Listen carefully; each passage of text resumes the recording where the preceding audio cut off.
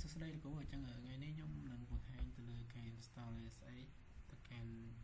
user server អញ្ចឹងដំបូងយើងវាយ command sudo មួយសិនមកយើង update វាសិនយើង update មួយមកអូខេអញ្ចឹងយើងចូលចាំតិចទៀតអញ្ចឹងយើង update ចប់ហើយបន្ទាប់ពី update ចប់យើងនឹង install ទៅលើ OpenASA អញ្ចឹងយើងវាយ command sudo apt install y linux OpenASA នេះ linux server នេះដោយសារតែខ្ញុំ install ហើយពីមុនហើយអញ្ចឹងវានឹងបង្ហាញតែបន្តិចទេហើយបើសិនអ្នកនរគ្នាអត់តវានឹងបង្ហាញច្រើនជាងហ្នឹងអញ្ចឹងចូលដំបូងបន្តគឺយើងទៅកាន់បើកវាយើង enable ASA ទាំងសិនយើងវាយមកយើងវាយ system ctl in animal SA អូខេអញ្ចឹងយើងចង់ដឹងមួយទៀតគឺយើងត្រូវទៅឆែកវាសិនថាវា run អត់អញ្ចឹងយើងមួយ command មួយទៀតគឺ system ctl in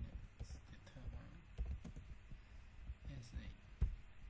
បើយើងចង់នឹងធ្វើវា enable ឬមិននេះអូខេអញ្ចឹងជាវាឃើញយើងអាចវាកំពុងតែ active វាកំពុងតែ run នេះអញ្ចឹងដើម្បីមួយទៀតគឺយើងត្រូវវាយ command មួយទៀតគឺ sudo utfw មកយើង ASA អូខេ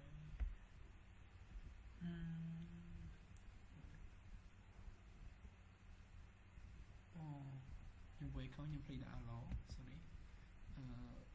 sudo utfw យើងដាក់ allow ASA អូខេអញ្ចឹង ASA អញ្ចឹងមួយទៀតហ្មងគឺយើងត្រូវឆែកទៅលើ IP សិនមុននឹងយើងអាចភ្ជាប់វាទៅលើ PowerShell យើងឆែក IP របស់យើងសិនហើយយើងមានមែនអូខេយើងភ្ជាប់ហើយអញ្ចឹងយើងនឹងទៅឆែកទៅលើ PowerShell ថាវាដំណើរការក្នុង PowerShell អញ្ចឹងយើងចូលទៅកាន់ PowerShell មកPowerShell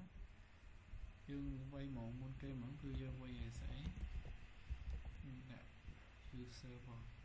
យើងទូយើងដាក់ជាមួយនឹង IP របស់ខ្ញុំគឺ 192.168.1.1.96 អូខេអញ្ចឹងដើម្បីដំណើរការវាឲ្យយើងវាយ password